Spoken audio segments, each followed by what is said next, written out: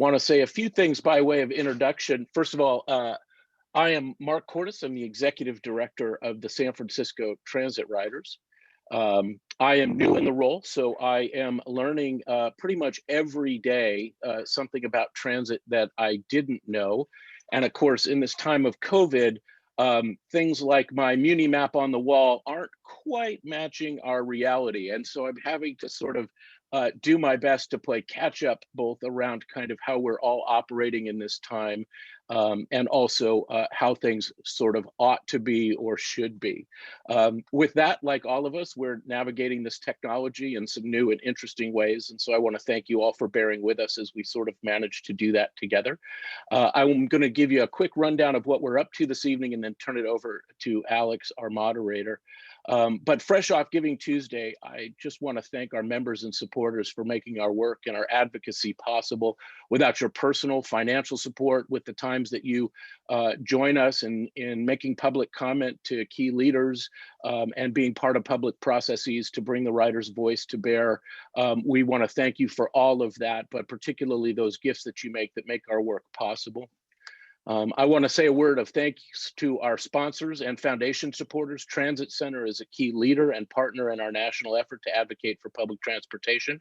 They are part of the group that we worked hard with to bring these forums together. We're doing this here, but these are being done across the country as part of trying to develop a national conversation to center transit and transit's needs, public transportation, at all levels of government and across our nation to tell the story of why we need transit. So their Transit Center is a key partner in that effort with us, and we're deeply grateful for their support. We also appreciate the support of some of our sponsors, Salesforce, Google, Swiftly, IBEW Local 6, Jacobs, and BACMed, which for those who don't speak transit is the Bay Area Air Quality Management District.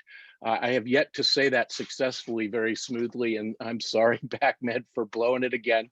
The goal of our forum really tonight is to give the key leaders who are with us a chance to talk about the future of transit, some of the challenges of today.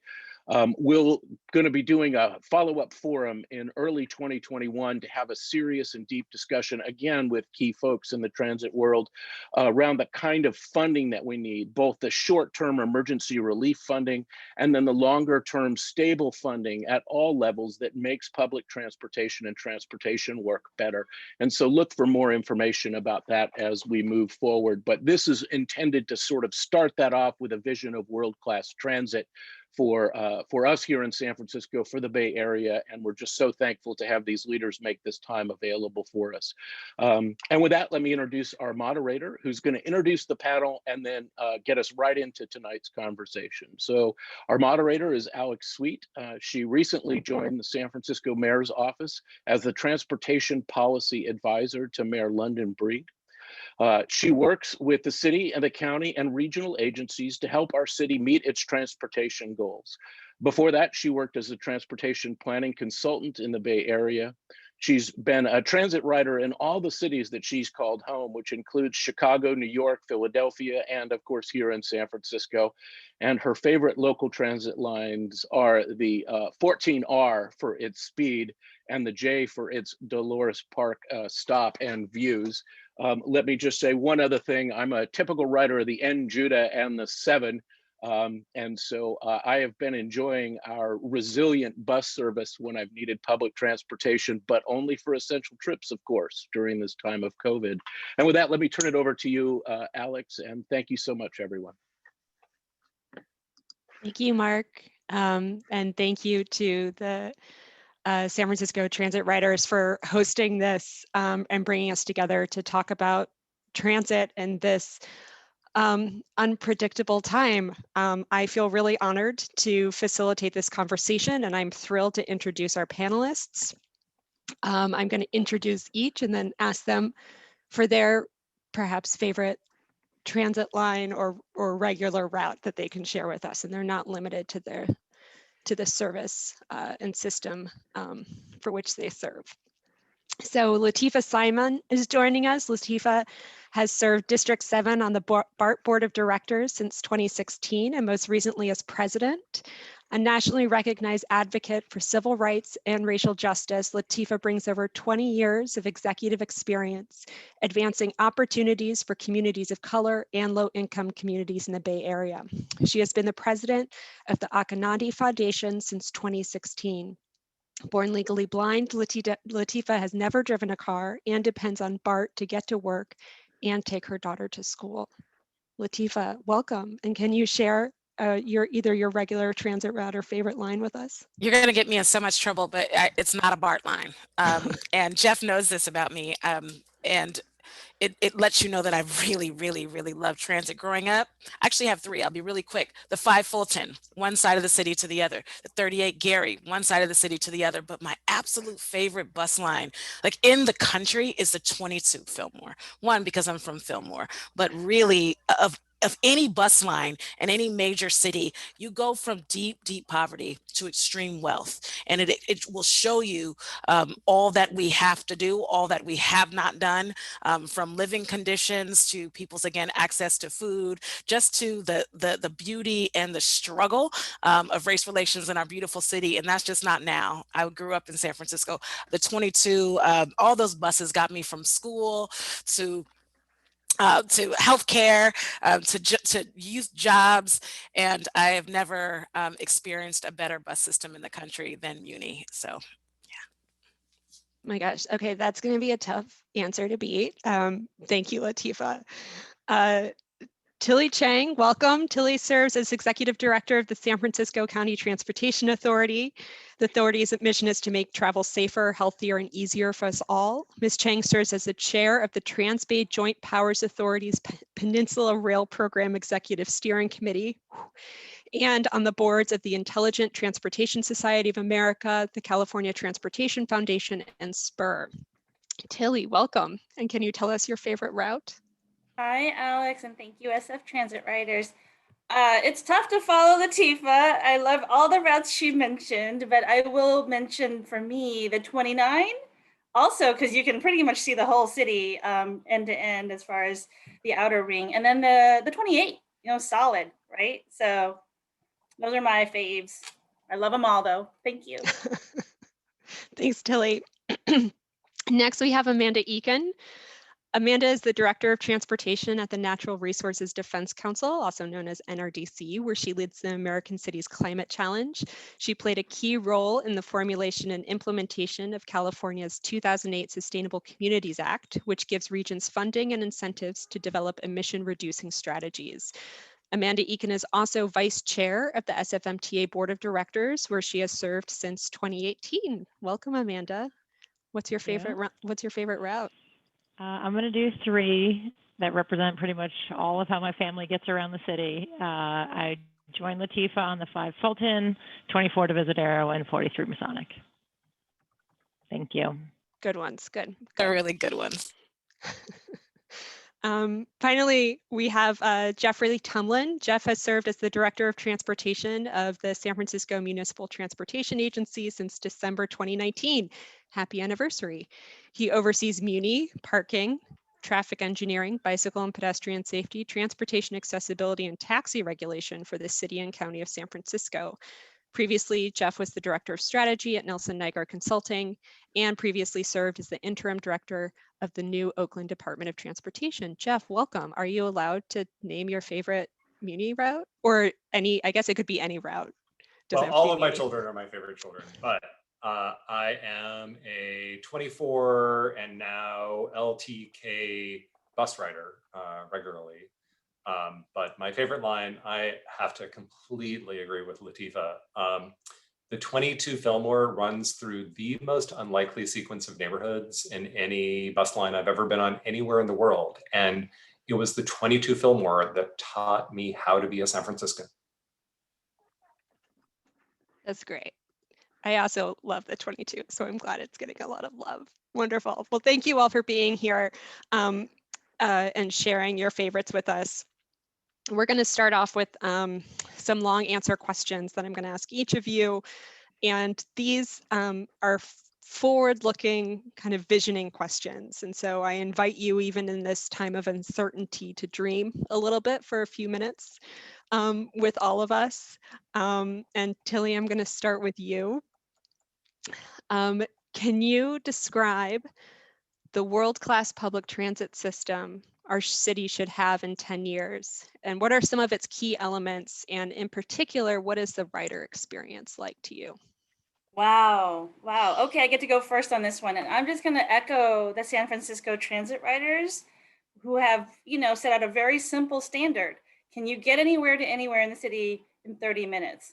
Expanding to that, I think, others on this panel have talked about, and Spur and others, the regional version of that, anywhere in one part of the region to another, within 60 and 90. So what does that sort of concentric circle look like of these time bands? And how can we use that to drive our design of a more integrated network, right? A seamless transit network, as we all know, has been put out as a vision by Seamless Transit and Spur and others. So that's my quick answer. And of course, it's reliability, it's show and go. It's, not really having to even think about schedules and being able to rely on your trip, like planned trip experience. So you don't have to even think about it. But I also do want to mention safety and security, because I know that has become a barrier in recent years. I was really kind of shocked to find, as I was doing research on when the telecommute mandate came up, that the Mission Bay TMA had month on month, year on year high ridership growth, but in recent years it really did start to fall off. And the reason given was safety and security on the part of some of those riders. So that's my quick answer. Thank you. That sounds lovely to me. I would also like to show up without having to plan around a detailed schedule. Thank you. Amanda, we're going to go on to you next. What are, in your experience, especially from your work at NRDC, what are some cities that provide really good examples of world-class public transportation systems? Who's doing it right? Particularly maybe from the rider experience, and what lessons do you think we can learn from them in those cities? Great. Well, I would love to, because I've just been sitting with all this information, I'd love to kind of call out some of the cities across the American Cities Climate Challenge that we've been working with, especially in the 2-year accelerator that is this program. And 2 of my co-panelists here were former employees of one of the key partners responsible for so much of that work, and that was Nelson Nygaard, of course. So many of our cities have just decided we're going to make more space for transit-only lanes on our streets. And we're going to speed up our system and give more people access to jobs, and we're going to do it all more cost effectively. And it's just been remarkable to watch Minneapolis, Honolulu, Portland with the Rose Lanes project, which is really a citywide network of transit improvements, from signal prioritization to red paint on the ground to taking more lanes for buses, to Atlanta, to Los Angeles, to San Antonio, all over the country, to Washington, D.C., putting down 10 miles of bus-only lanes in 2 years. So it's just been so great to see this kind of, it's kind of funny when I talk to my communications team, they're like, bus-only lanes, like that's not that exciting. That's kind of boring. But it turns out like there's just this movement around taking back street space for to get the bus out of traffic. We helped Honolulu put in their first bus-only lane since 1982, the first bus lane in the state for decades on the most heavily traveled transit corridor in the entire state of Hawaii. So there's just been some really innovative thinking. Heard the mayor of Minneapolis talk about how on one of their key corridors, Hennepin Avenue, the buses were about 1% to 2% of the vehicles, but they moved 49% of the people on that corridor. And they put down a couple cones. They just piloted it and put out a few cones. And he said there was a video of the transit vehicle going by all the cars stuck in traffic. and you actually had the transit riders just cheering out the window, just like screaming and happy because they saw exactly what they were getting, which was high quality service and better service than those who chose a more polluting mode of traveling. So it's just been so thrilling to see all of these cities embrace this relatively low cost, quick build approach to accelerating their transit service. And I hope it's one that really catches fire and can spread to more and more cities. Great, thank you for sharing all of that. Latifa, we're going to move on to you. As you think about public transit with the long view, what are some key things that you think are possible and what excites you the most? I love this question because it's so big, but I got to say before I begin to answer it, one of my dear transit mentors, may she remain nameless, just told me that my exercising the new eyebrow feature on Zoom is not a good idea for this forum, so I changed it.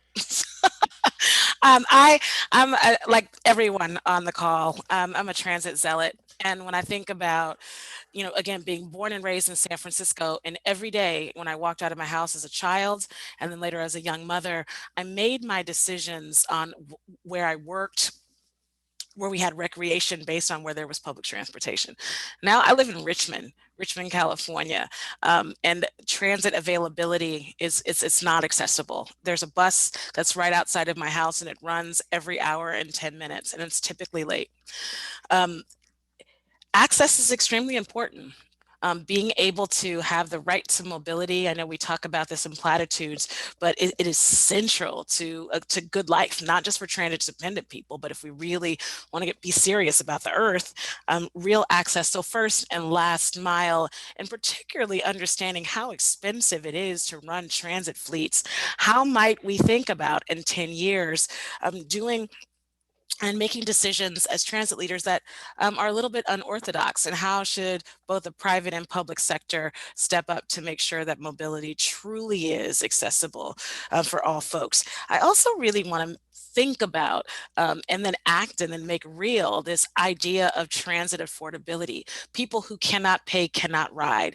And so the vicious cycle of the conversation and then an action of fare evasion, and of folks who are destinationless. It is in so many ways the penalization of poverty that we have to and we will ensure that folks who need to ride and who need to get somewhere are able to do it. And for those folks who are having some of the worst days of their lives, they're homeless, houseless, or not getting the support that they need, that our work as transit providers, transit leaders is not separate from the larger issues in communities, that people need to be housed and people need to be fed and children need to be in school, and I can go on and on. The last thing, to the point of safety, safety and security in any public space is not just contingent on who's there with a gun or a badge or a speaker, that we are very clear, again, to my last point, that we operate in public space. And so that governing of our systems need to be deeply coordinated with social services, with, again, our city administrators, our elected officials. I want to see a transit system and be a part of transit systems that are indeed public goods. So. Thank you for that. Jeff, final long answer from you. From your unique perspective, what are some of the key strengths our community and region brings to the creation of a world-class public transit system? And what are some of the obstacles? So that's a very tough question. I mean, some of the key strengths include private wealth. And the converse is that one of our greatest weaknesses is public poverty. Here in California, every single municipal agency has a built-in structural deficit. Our expenses increase with the cost of living because our expenses are driven by labor, and we have to pay labor a living wage in a region where, because of our cruel housing policies, it gets outrageously more expensive to live here every year. Meanwhile, our revenues at best increase with inflation. And most of our core sources of revenue are decreasing in real dollars. Uber and Lyft are destroying our parking revenue, which all goes to fund Muni. So when I started at this job at the peak of a boom economy a year ago, we had a $50 million annual structural deficit. That means every year our expenses increased more than $50 million more than our revenues were. And so you wonder why we're not providing reliable service. It's because this is the reality of every single municipal and transit agency in the state. And in order to keep struggling to try to provide service, we defer maintenance and things fall apart. We're watching that right now. So back to the strength side, it still is a place where people have imagination and we believe that like this place could be better. And oftentimes we're willing to tax ourselves in order to make that happen. But oftentimes those taxes are designed not to keep up with expenses. So we get right back on that treadmill that we never quite catch up and wonder why government isn't able to fulfill its promises. Thank you. I'm going to move on to the short answers. And this is, I'm going to pose some questions and I'll start off with a panelist and then everyone will be welcome to join in. And the first topic I want to talk about is sustainability. And Amanda, I'm going to start with you. And then I invite others to join in. And I'm going to have a couple of prompts for you. What does sustainable public transit mean to you? And what are some key steps that you think we can take today to build a more sustainable future for our transit system? Okay, short answer. I'm going to give you a short answer, which is sustainable public transit means we're not forced into the horrible situation of thinking about 900 to 1,200 layoffs at SFMTA because we don't have enough money to run our system. And one thing we could think about, and I think we have some incredible opportunities to do so, is to think about, from our vantage at the city level, think about how our states and how our federal government are or are not having our back when it comes to looking at transit systems. I think I'll try to be short here, but I think in California, Governor Newsom put out executive order last year that said all the $5 billion California spends every year on transportation must be aligned with our world-leading climate goals. And they're not right now. That money, that $5 billion a year is not pulling in the direction of climate, it's pulling in the opposite direction. So the opportunity to align that money with our goals means that as Director Tumlin said earlier this week, we should not be in this situation, this heartbreaking situation of having to consider layoffs. The state has to have our back and the federal government has to have our back, which means revisiting this antiquated formula that 80% of all of our federal money has to go to roads and highways. And we fight for our 20% for transit. That is an old formula that's got to go out the window. We've got to bring in climate and equity performance standards to all that $40 billion a year from the federal government. And then our transit agency should have plenty of money to do what we need to do to move our people.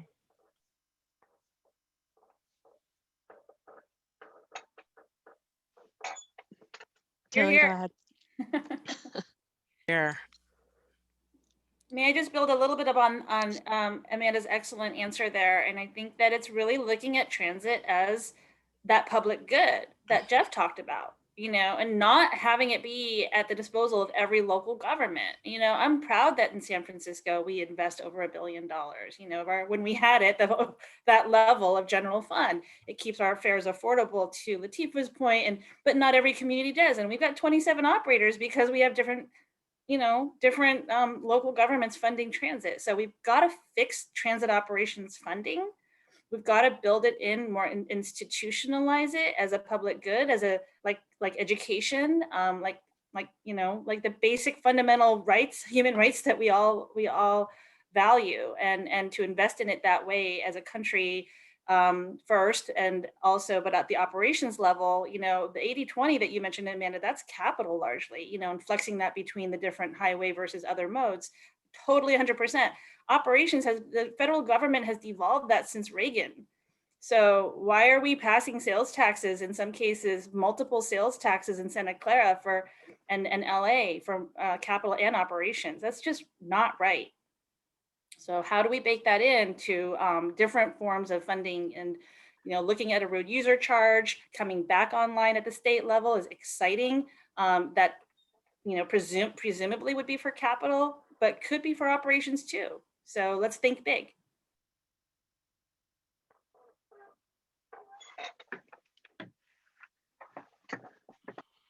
Great, thank you. The next topic is accessibility. And Latifa, you had started to talk about this, and I'd love for you to expand. How do you define accessible public transit, and what steps can be taken today that would improve accessibility for public transit over the long term?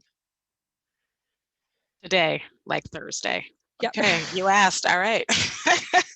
It's exactly what we're doing. We're right ready. now. You've got an audience who's No, ready to I mean, get to work. it is actually really what we're doing right now. Is we're organizing ourselves as people who care deeply about people, and ensuring that transit is in the center of our civic and political conversations. COVID provides us a really it's a desperate opportunity for folks who either haven't understood the centrality and the importance of public transit to the very existence, not just of cities, of dense places, but places where I am. Again, suburbs that are highly lived in by people of color, disabled folks who cannot live in the urban core, but who work and who make up much of the industries that keep the urban core thriving. What I really want us to do is to organize harder. And so a couple of things, to your question, even about sustainability and accessibility. Look, I work with and for BART. And I am a daily transit rider, even during this horrific pandemic, taking care of elders and having a small child. There is no way that the four mothers and fathers of our heavy rail system got it right. There's so many bad decisions that were made, particularly the way that heavy rail, not just here, but the way that it's funded throughout the country. BART, as you all know, has our operating budget is 80% farebacks. So again, not just in this crisis, but before and after, if we don't collectively, seamlessly, the 27 providers in the Bay Area, not only drastically change how we do business with one another, but really figure out what the grand bargain is going to be to fully fund transit, the local, state, and national level. Infrastructure has to be a priority for all of us. So accessibility, yes, it means for people to be able to afford to ride, for cities and both riders alike to be able to seamlessly plan with one another and different operators. But on the safety side, for me, it means for disabled folks like myself and parents to be able to know that when they get to whether it's a bus stop or a train stop, to be completely welcomed in. We know that safety and accessibility, again, it's not one trick pony. It's pedestrian safety and opportunity to engage in a system. It's lighting, but it's also, if I need help, there's going to be somebody there that's going to help me. I know that that's not the full answer, but today we can get ready as transit advocates to really organize the state and to really take away some of that resource that has already been pledged to highway, and knowing that we're looking at not just what we're doing now, but my daughter's 9 years old, and we, like the four mothers and fathers of our transit systems now, we need to be thinking 30 years down the road. Thank you for that. And you talked about coordination between agencies. And Jeff, I'm wondering if you can speak to kind of the experience that you've had, especially since COVID and since March, about about the coordination amongst agencies and how that's changed since we've entered into this period. I mean, COVID has been this slowly unfolding, compounded, endless tragedy for the most part, but there have been these strange upsides, from switching to headway management at Muni to basically forcing all of the general managers of the larger operators in the area to work together. And it's paying quiet dividends, and we'll see how much deeper we can make that work. I mean, here in San Francisco, when we had to make our April service cuts, I struck a deal with Golden Gate Transit to allow people to get on and off in San Francisco on all the Golden Gate lines, serving the Marina District and Chinatown and Van Ness and other corridors that were hit really hard. We struck a deal with Samtrans to get access to the 122 that serves the southwestern corner of the city that really suffered from transit. We collaborated with all 3 counties in order to come up with a deal in order to get the Caltrain measure on the ballot, to win it, but also to do it in a way that makes the Caltrain JPB board more responsive and democratic. And we're now trying to figure out, how do we formalize these relationships through the regional fare integration study that is ongoing, that involves all of the general managers, and some pilot projects for places like the Salesforce Transbay Transit Center, which I have rather notoriously written about as having the most expensive and most completely useless wayfinding system at any transit station in the world. We're going to try to fix that in a way that diminishes transit brand and puts the customer first, which is something that is desperately needed in this region.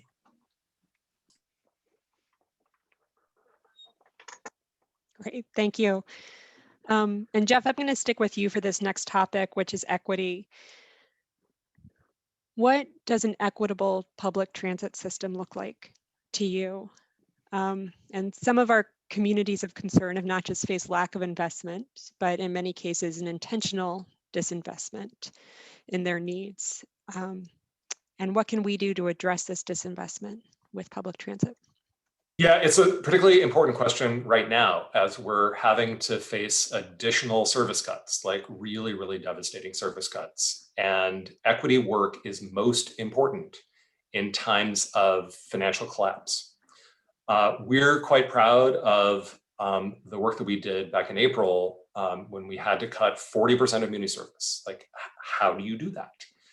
We couldn't just cut 40% of the service hours for each line. That would have resulted in severe crowding in some places and empty buses in others. So we took a pretty firm stance at focusing on the main lines where essential workers were traveling, and then backed in to provide a significant amount of additional service in our what the Muni Equity strategy calls equity neighborhoods, which are places that not only have a concentration of people of color and seniors and disabled people and low income folks, but in particular have a lack of local services. So in the whole southeastern corner of San Francisco, there is one supermarket. So both the cuts we made back in April and then the service restoration work that we've done in 3 tranches since then, including the next round of service restoration, which will occur in January. We focused on bringing back effectively all of the transit lines in the whole southeastern and southernmost parts of the city, and focused on providing better frequency and reliability in neighborhoods like Chinatown and on corridors like the 8 and the 9. We're running faster, more frequent, and more reliable service on lines like the 8 and the 9 than we have ever in our history. We're also doing a lot of work directly with community in the Tenderloin and in Bayview in order to figure out how to meet particular needs. So we're very happy to announce that in January, we'll be bringing back a modified version of the 27 Bryant, which in the detailed equity analytics that we did in GIS didn't reveal the need of that we had to actually talk to community-based organizations in the Tenderloin to understand the particular needs of this specific line and the way that it connects a preponderance of people who have very, very limited personal mobility and need to specifically get to doctor's appointment up the hill, but also the importance of a supermarket like Foods Co., which is a place in San Francisco that offers healthy food choices at very, very low prices, something that is otherwise extremely scarce in a neighborhood like the Tenderloin. So we're going to bring back a modified version of that.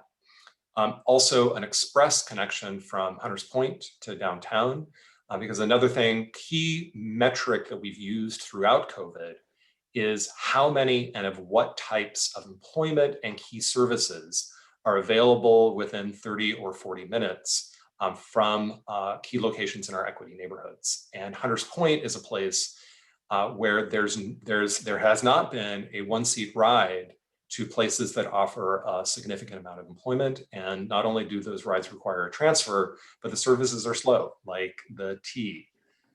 So the express service is designed specifically to dramatically expand the amount of employment, educational opportunity, and services that are available within 30 minutes of some of our most vulnerable populations. And we've done similar work in other corridors, but the real community-based work that we've done in those two neighborhoods has been essential for us being able to deliver on equity. And we're proud that that work has been acknowledged. We have the most equitable response to COVID, according to a survey of all of the North American operators by McGill University, and we're about to win a national award that will be announced later this month.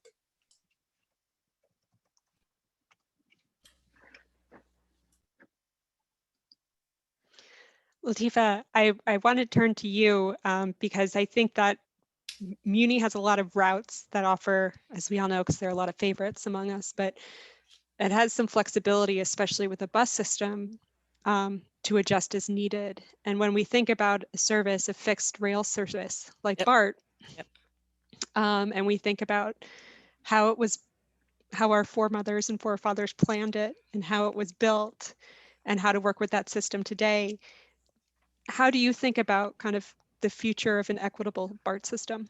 Well, as we all know, our Bay Area rail system was not built for equity. It was built exactly for the opposite reason. It was an anecdote in some ways to white flight, to ensure that folks who wanted to leave the city were able to get back downtown. And folks made decisions during the development of the rail system that they now regret. And BART is not going to Marin ever. When I think about some of the decisions before the Bay Area Rapid Transit Board, and frankly, how I have tried to lead us this year, there's no easy way out. But for me and for other, especially progressive members of our board who really love transit, we have worked so closely with our general manager and frankly with all of you on who I see here and folks in the state and national houses to be able to say we're not closing stations. We just can't do it. One, the BART is a spine to the Bay Area, but frankly, people need access, and we'll have to make, based on data, horrific decisions. When you limit transit from 9, when you close the station at 9 and it's supposed to close at 12, you better have a damn good reason for doing it. One of the hardest decisions that I've ever had to be a part of was restricting transit, but at the same time, understanding that especially for dependent riders, we have a pretty good idea with our essential workers now, or the folks who are writing. We're about at 13%, which is still devastatingly low based on our fare box recovery rate and what needs to go on operating and how we've been surviving. We're still devastated even by that number. We were at about 8 or 9%. Now we're about at 13% ridership.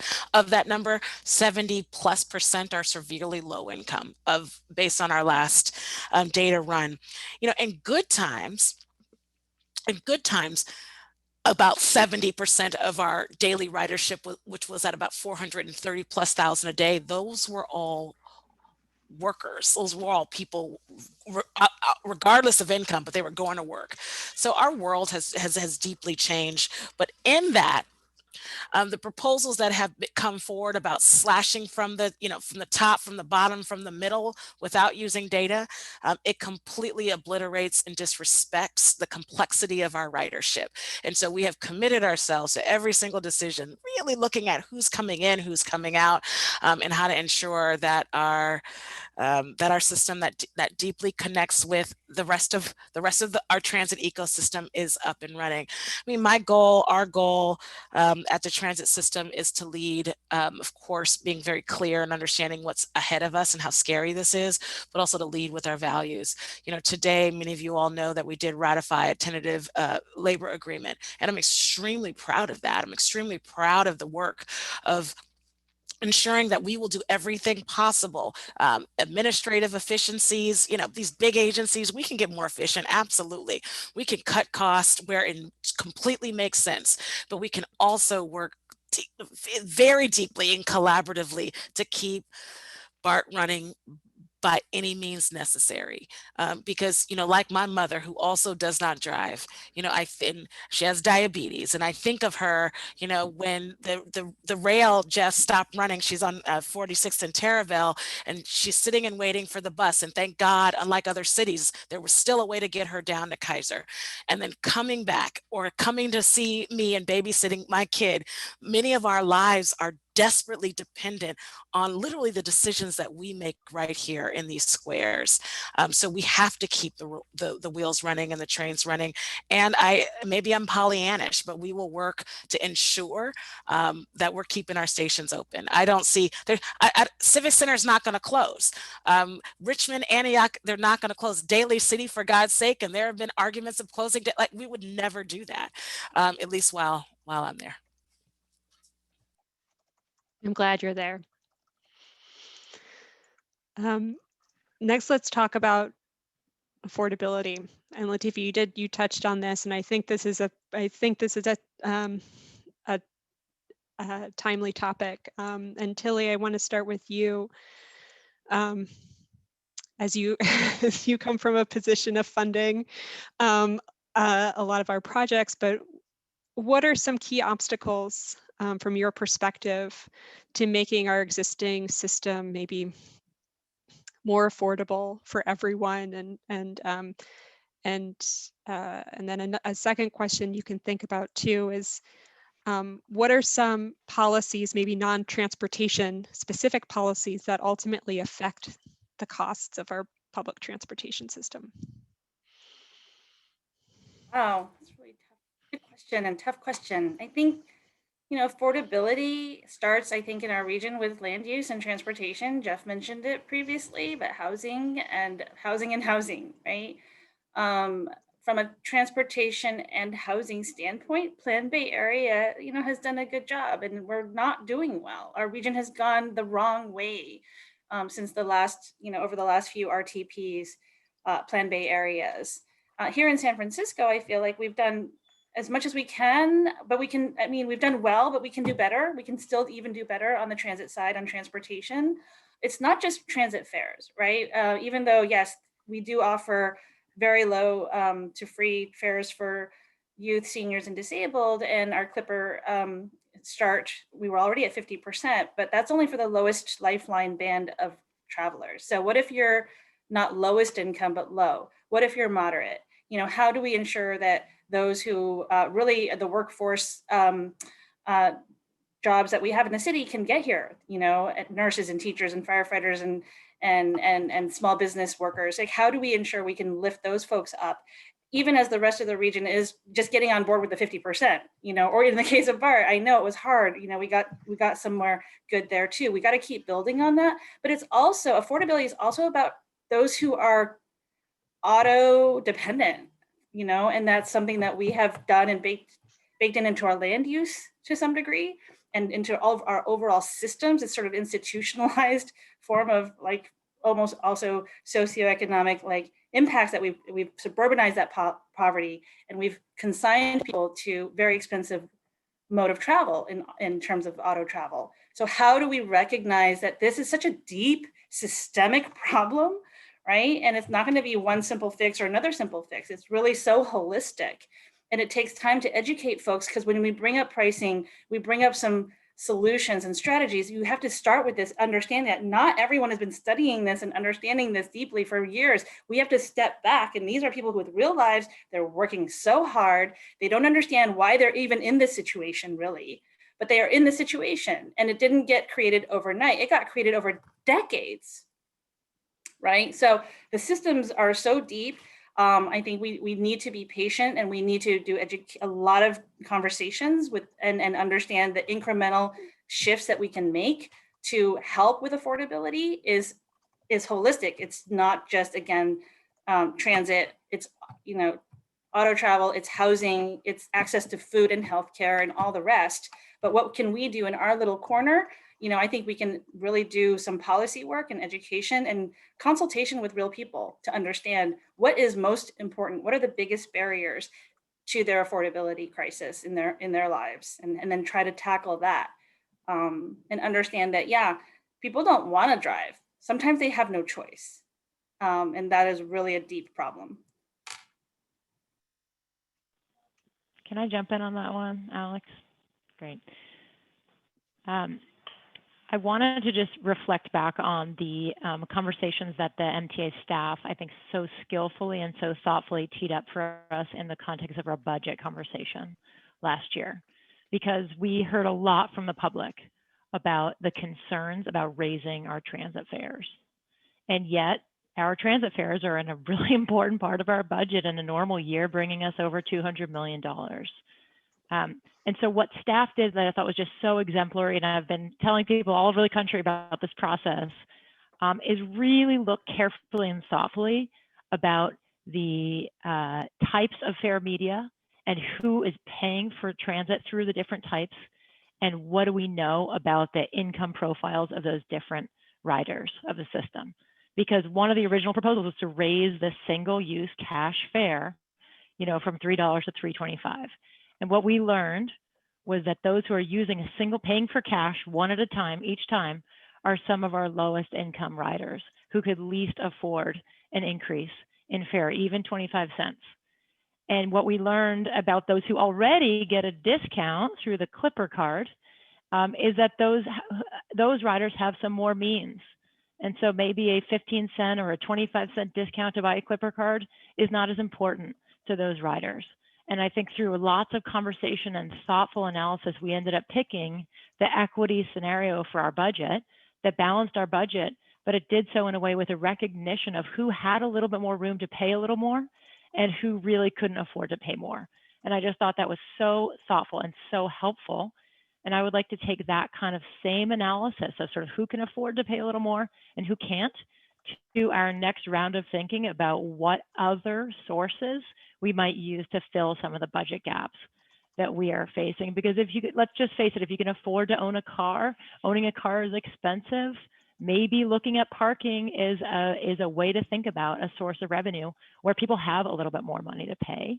And, you know, coming back to our transit riders, you know, that may not be a more equitable way to think about raising revenue for our system. And I think our leadership at the agency is absolutely committed to doing that kind of thoughtful equity screen and analysis and using our data to really think about how can we equitably raise revenue for our system. And I think, you know, Tilly and her team, through all the congestion pricing conversations, I think have the same commitment, the same thought process of how do we create an equitable pricing scenario that generates the revenue we need, but does so in a way that's equitable.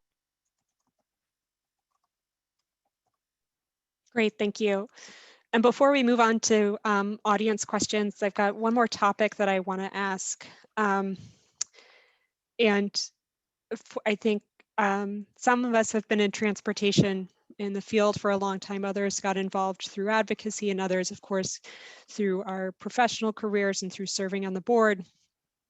And in your work, what do you wish kind of the public better understood about the role that you play, and maybe about the work that you do when it comes to public transit?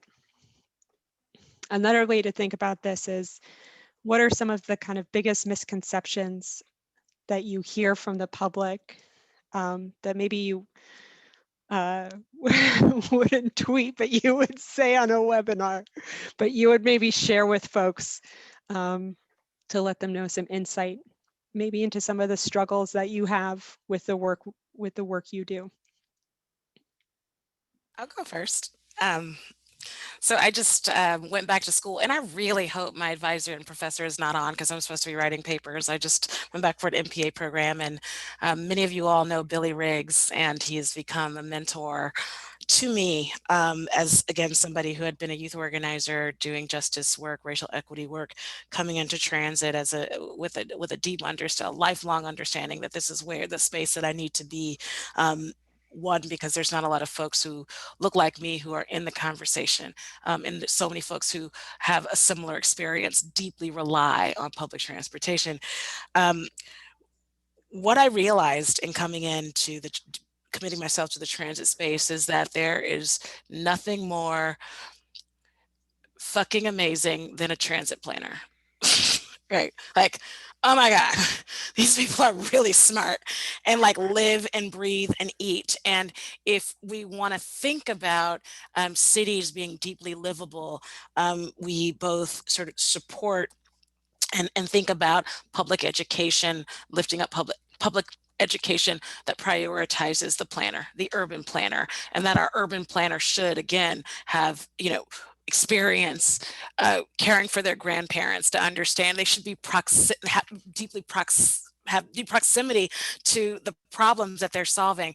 But in working very closely with staff at BART and again, some of Tilly's team, and understanding this like deep passion that folks have who have taken on these roles. And I got to give you a shout out, Tilly, and knowing and watching your work for so long and seeing, how planners, how folks who work in government have worked beautifully with community organizations. When you all got free transit for youth, watching that fight and seeing how public and private sector could come together to solve what for some may have seemed like a very small problem, that young people didn't have really a right to mobility, and based on who they were born to, meant then they would have the opportunity to ride or to not ride. You all solving that wicked problem was so inspiring for so many of us to actually see something that could fundamentally, structurally change for both net low income and other incomed youth. So those wins, I think, as we think about when we push through transit, huge hurdles and wins, how we talk about those wins as true justice issues, I don't think the intersectional conversation is happening in enough places. And yeah, I would love for folks to understand how transit planners, how folks who have committed themselves to this work are truly really about this thing that we call justice and liberation and access. Well, I want to be Lateefah Simon when I grow up. No, that was very kind and so not deserved by me at all. And our agency even, we've played a small role, hopefully MTA, as working with the community and folks, youth, families in the mission and the SOMA. Thank you, Lateefah, for recognizing their effort. I mean, it really came from the grassroots.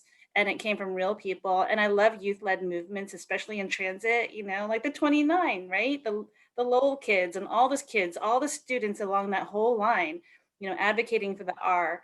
So there's so much good stuff in transit. And I think, transit planners are amazing, of course, but transit community are heroes. We're climate heroes. Anyone who takes transit is a hero. And we need to treat them as such. We need to honor them with the reliable service, with the beautiful infrastructure and spaces and stations and facilities. There's nothing wrong with that. Transbay is a beautiful facility, and it should be, because we've got like 15 systems coming together there. And we need to have the ability to invest at that level. So I appreciate that. And I really want to echo it back. So that one of the things that maybe I would love for people to know is that we exist. Not everyone knows we exist, even if this is our 30th year. We're celebrating our 30th anniversary. So I do encourage folks to check out our website. Sales Tax Stories is a feature we're running this month to kind of celebrate what the voter-approved sales tax has funded. And it's really the stories of real people across San Francisco who are benefiting from the funds that we provide to Muni and BART and all the different modes, and systems in the city. So thank you. Let me chime in as well. Courtney Brousseau's death, oh God, I'm gonna tear up. Courtney Brousseau's death earlier this year struck me harder than it took me a very long time to understand why it was that his loss was so painful to me. And one of the things that I realized was how incredibly effective he was at manipulating bureaucrats and by using social media not to vent, but to bring people together. He was extraordinary at that. And I think he realized something, that I realized late, was that public agency workers are the hardest working, most dedicated people I have ever worked with. I spent my entire career in the private sector, and I'd sort of, internalized this message that public agency workers are lazy, sort of Republican kind of dialogue that has been drilled into us, and nothing could be further from the truth. And at the same time, when our workers, open up their email boxes or go to a public meeting, they are subject to the most intense bullying, this sort of casual, perfectly accepted, of course you can bully somebody who works for a public agency. And that is just an accepted part of San Francisco culture. And yet it's also incredibly ineffective at actually getting what you want from government agencies. People are human. They're devastated by the kind of casual bullying that they're subjected to every day. And it makes it that much more difficult for them to, invest, the 60th and 70th hour of the week getting something done for a community that just seems to have absolutely no respect. Y'all are welcome to, bully me as much as you'd like. That's part of my job. It comes with my title. Don't do that to the rest of staff. Treat public agency workers like actual people. Can I build on that? Because I had a thought right along the same lines, Jeff, which is, we're being hosted by the San Francisco Transit Riders who, often come to meetings with your advocacy agenda, as do, the Bike Coalition and Walk SF. And I think I would just encourage people to imagine that the MTA staff share your goals and share your vision and want a world-class transit system and want to eliminate traffic fatalities, and also face real constraints when doing so that Director Tumlin's been speaking about recently, in terms of course, the hiring freeze and not having the staff we want to do to reach all of these goals. And so I just invite, I think there can be incredible problem solving and brainstorming when people can sort of show up with an attitude of what are the constraints, what are the problems, and how can we roll up our sleeves and really try to solve these challenges. But ask the question, don't assume that the staff don't want to achieve the same goals. Ask, what are your constraints and how can we do this together? Because I do think, just like that budget session I was referring to, there are some real challenges, and there's also room for innovative thinking and really world-leading creativity in overcoming these challenges. And I really believe that kind of coming together and facing these challenges together, we can do some things that are really remarkable.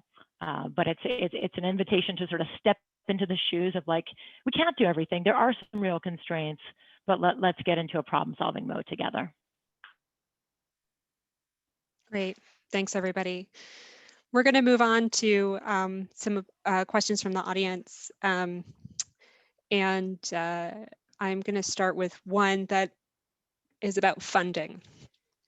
And the question is, there are a couple sort of bunched together, but why is transit fighting for money when Caltrans is widening highways? How can we address that at the state and federal levels? Why is a state and county that has largely been controlled by Democrats who are more inclined to public spending still struggling to fund public goods such as transit? And what are some potential sources of money for addressing our system's deficits? And how can advocates be most effective in pressing for that funding? So there's a lot in there, but I think probably the first thing to start with is to think about why our systems are struggling for money when Caltrans is widening highways, and how it sort of works from a state level. Who'd like to start us off? Shelley. Okay, well, I'll try. I mean, yeah, great question. And in fact, if you know, under this generation of Caltrans leaders, and including Secretary of Transportation David Kim, we are starting to see a shift. It's a huge ship to turn, you know, and we all understand that that's a huge bureaucratic legacy of the highway building era that we're still, I mean, vestiges of it. We're by now in 2020, it should be over.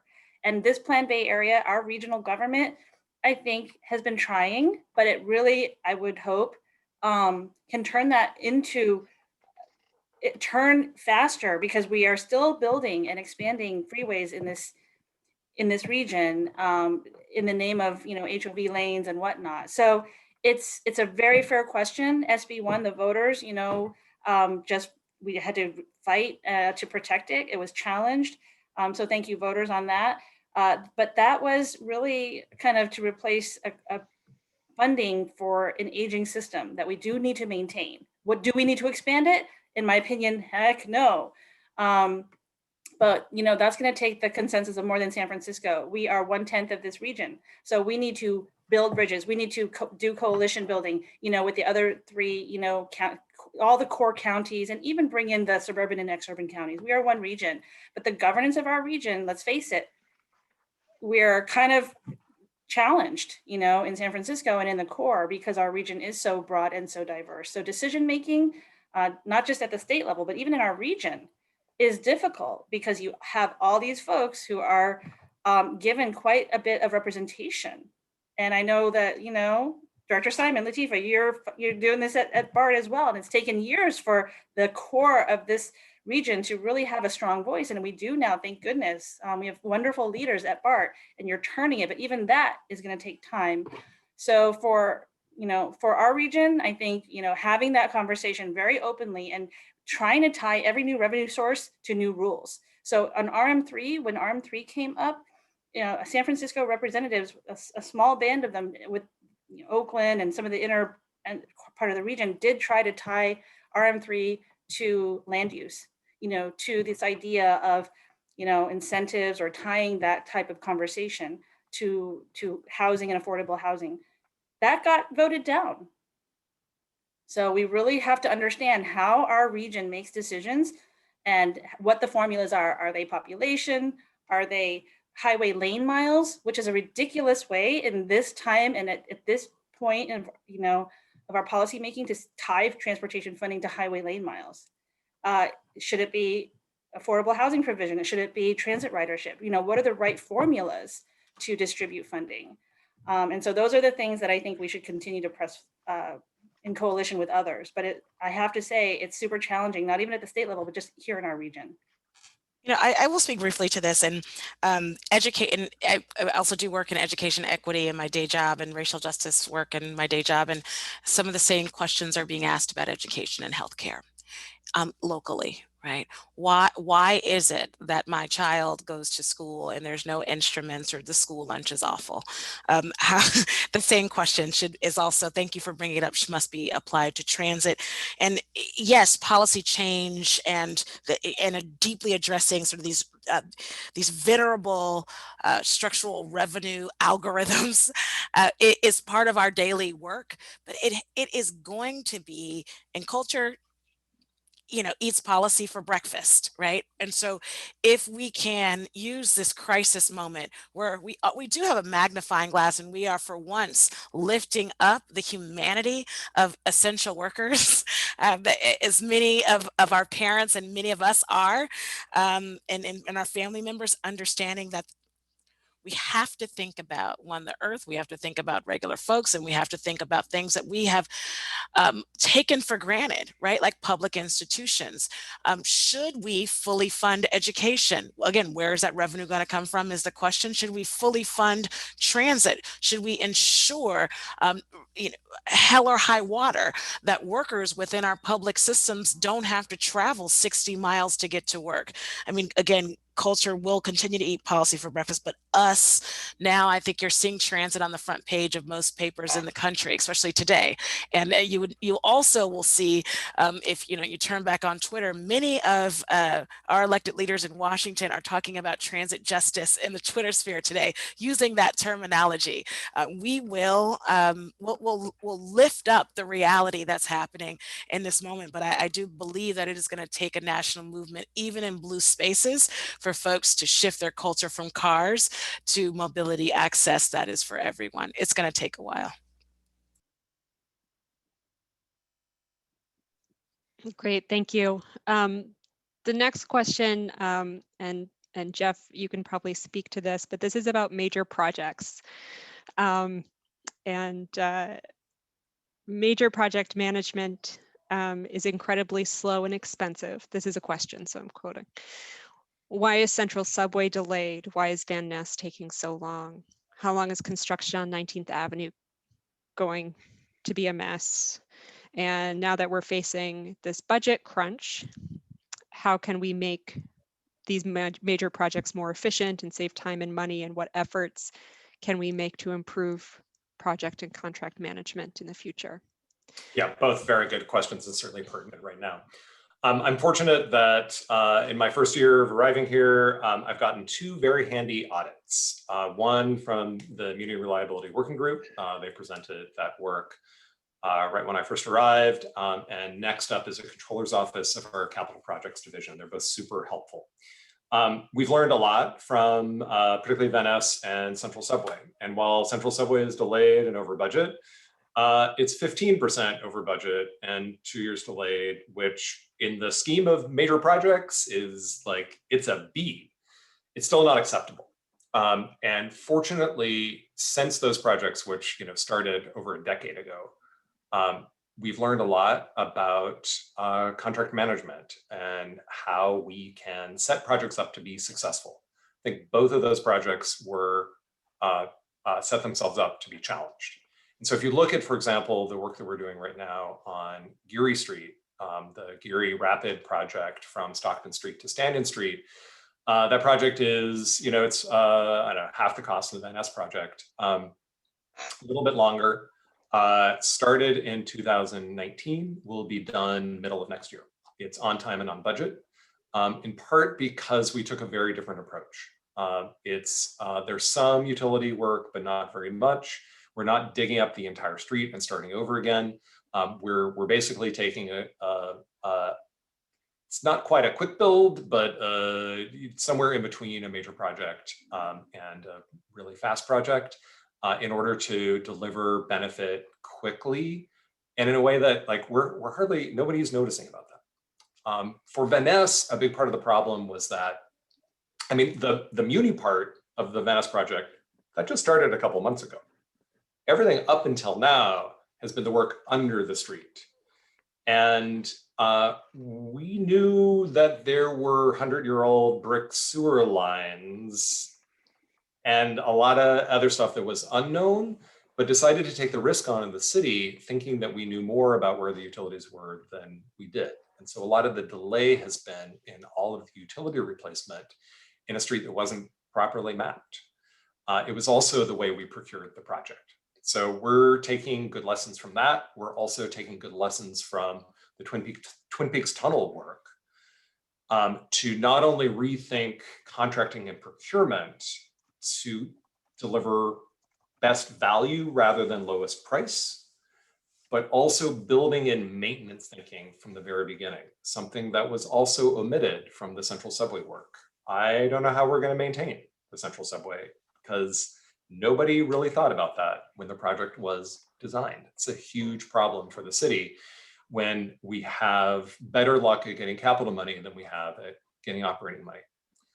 So over the next 6 months, we'll be working to implement the second audit, and most likely bringing in some outside assistance in order to help us with all of the details of how we reform contracting and procurement, how we do better at best practices in larger project management, but also how do we learn from the fact that we are amazingly good at small projects. All the quick build work that we've done, Van Ness BRT downtown, 3 months from project conception to project completion.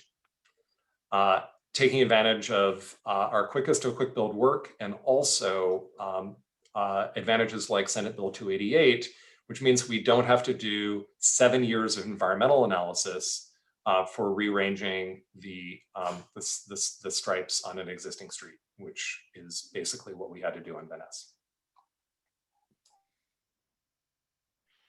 Great, thank you. The next question is about congestion pricing. So I think this will likely fall to both Tilly and Jeff. And the question here is, how are we going to have enough transit service ready in place when we start to charge for car use downtown? If we're not ready, it will just drive people away. Question, and absolutely, we are already planning that the program needs estimated 20 to 25% more capacity, which can be provided and needs to be provided on day one. So what does that mean? That means, more cars per train, whether on BART or Muni, more buses, maybe express buses, but the ability to cut through traffic faster because it will be reduced and you'll have more reliable service means that we can get more out of each bus and operator, right? So there's some natural sort of BRT-like economies of congestion pricing. What we also need is help, from the state and from the federal government. We would be perhaps the second city to go after New York. And New York, back in the Bush administration under Mary Peters, then Secretary of Transportation, put a big challenge out, tolling transit and the like, and they provided $300 million of bus and bus facilities money to New York City to do that pilot. Some of that money eventually went to LA to do the 10 and the 110 express lanes, because New York did not originally close that deal until most recently they just did. Under Cuomo and Governor Cuomo and Mayor de Blasio. But so, having that capacity is absolutely a fundamental core, requirement. And to do so will be partly our own investment with the program revenues, but especially to be able to do so on day one will require some grants that we hope to be able to win from the federal and potentially even the state. Let me also add to that, because I think there's a lot of confusion about what congestion pricing is, and not understanding that it's completely different from the idea of tolling. So congestion pricing in its purest form recognizes that congestion is simply what happens when the demand for mobility equals the supply. And for every other commodity or utility in our society, we use price to balance supply and demand. And in its purest form, congestion pricing would have the price of driving be the lowest price that keeps traffic flowing smoothly. So a pure congestion fee, ironically, maximizes the number of people driving. How you minimize the number of people driving is having them all stuck in congestion and have traffic not flowing. So getting the fee to just clear the congestion threshold is important, and the difference between free-flowing traffic and gridlock is about 15%. So all the fee needs to do is shave off about 15% of driving in order to allow more people to drive, and then to take the net revenue and invest that in the most space-efficient forms of transportation, specifically transit. So all that together is actually what allows us to dramatically expand the number of people who can travel downtown and to expand the amount of commerce that can happen downtown. The biggest constraint on people being able to commute and shop and visit downtown is in fact congestion.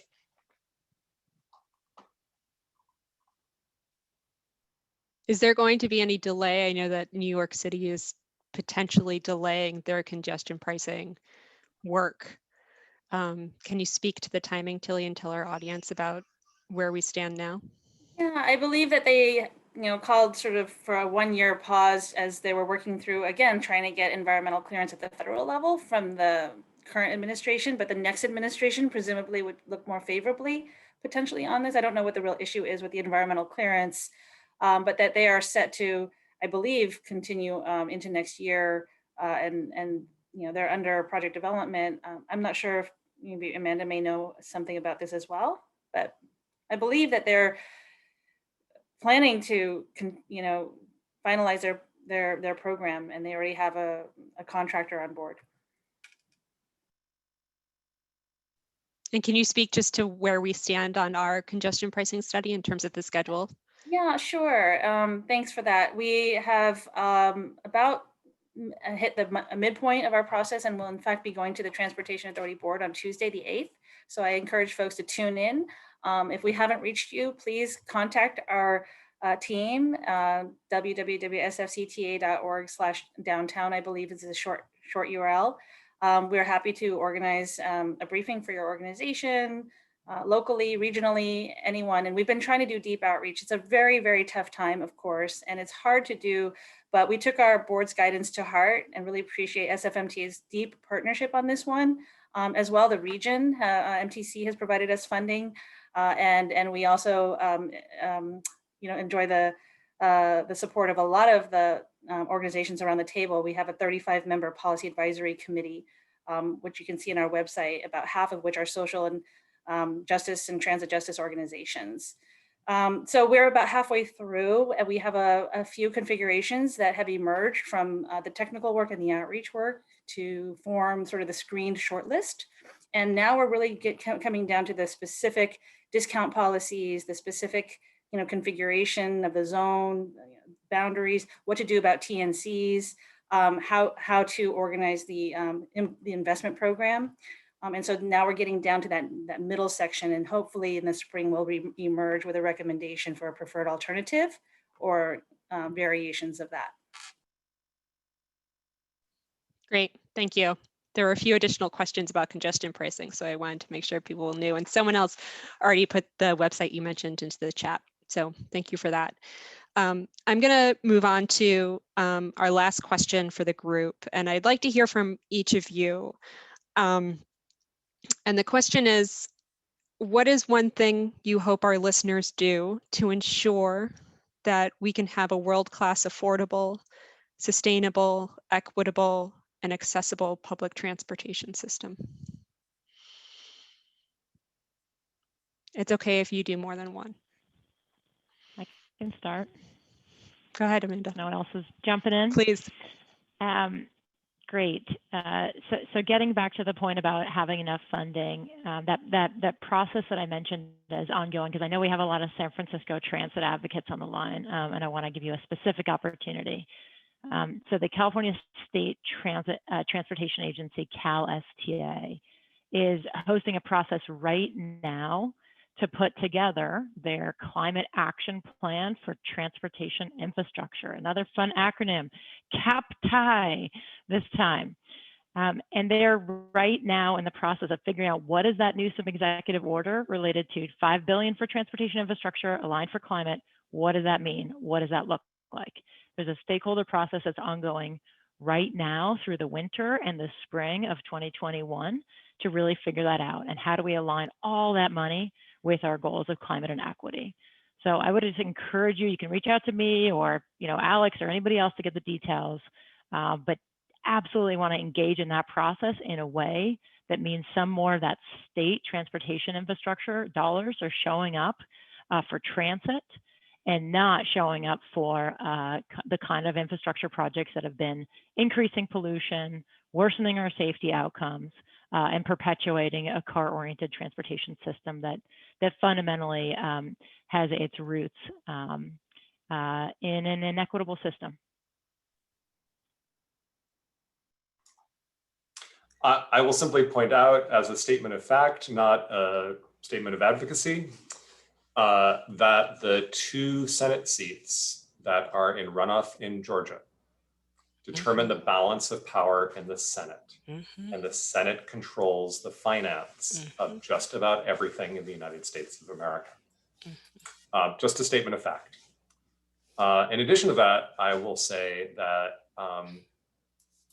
regardless of what happens in Washington, we still need a stable financial base just to get back to where we were in 2019, let alone deliver the transportation system that San Francisco needs. So I would invite all of you to join with us in working towards the 2022 local ballot here in San Francisco and think through what's the package of investments, and more importantly, what are the taxes and fees that we could pass at the ballot that deliver the system and that also don't put the burden of those taxes and fees on the people who can least afford it.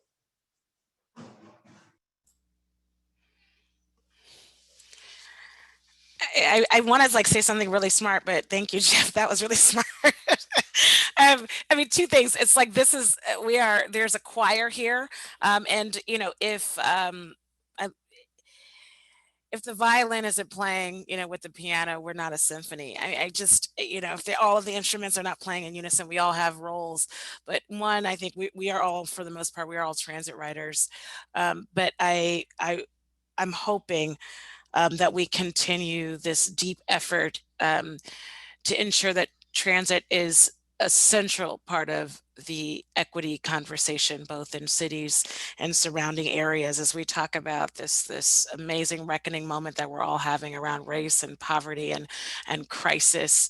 That transit is in the center. It is part of the conversation of how people can live and survive, and for us to continue to collectively keep pushing that conversation, both, you know, to in left spaces and in libertarian spaces. I'm actually extremely hopeful for our movement to centralize transit and to make it accessible and affordable and accountable. So thank you for having me in this forum tonight. It's been really special. Thank you. I want to echo everyone else's one thing and add, keep organizing. Keep building this organization, the San Francisco Transit Riders. Support them this time of year and all times of year, and then make relationships stronger across our region. I mean, we're so blessed in San Francisco to have our community. We need to make alliances. We have to build coalitions and across the Bay, not just Oakland, not just San Jose, but the cities and communities in between and beyond. Because our region is so diverse and complex. And to move our agenda, we're going to need to convince all the rest of our region in some cases, and the state legislature, and get the governor's signature on key pieces of legislation, whether it's congestion pricing authority, you know, whether it's Vision Zero, you know, red light camera enforcement, you know, ASE, automated speed enforcement, you know, whether it's funding and changing those formulas, and whether it's getting that next set of new revenues for transit. So keep it up, and thank you so much for keeping it going.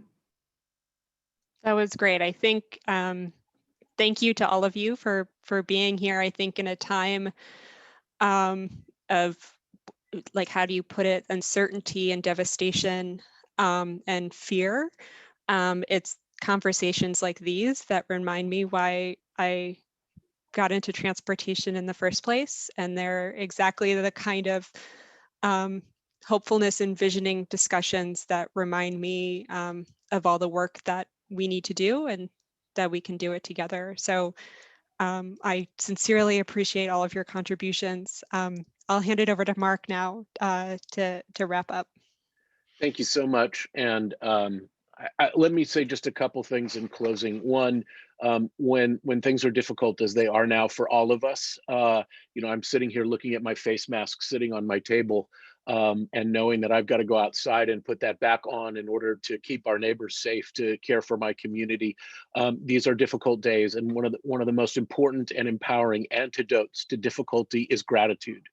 I'm just so grateful for this panel, for the work that you folks are doing, for the agencies you represent, for the people that we are trying all to champion and get to the table and have be a part of these decisions. There just aren't enough words to express the gratitude for those folks who are doing really hard work. You want to see some great stories? We did Rider First Awards earlier this year, where we really thanked some folks who are just doing amazing things. And I'll be darned if on Thanksgiving, one of the folks we didn't honor wrote to us and said, "Hey, thank you for a nice note and happy Thanksgiving. You know, we're just trying to keep it going here." And I've never met this person. They're leading the team that cleans the buses, that makes our community safer. And so just gratefulness is really the antidote. We are grateful for your work, grateful for your support. We're going to try to hold an end of the year party, which is going to be a weird socially distanced thing, but we'd love for you to be involved.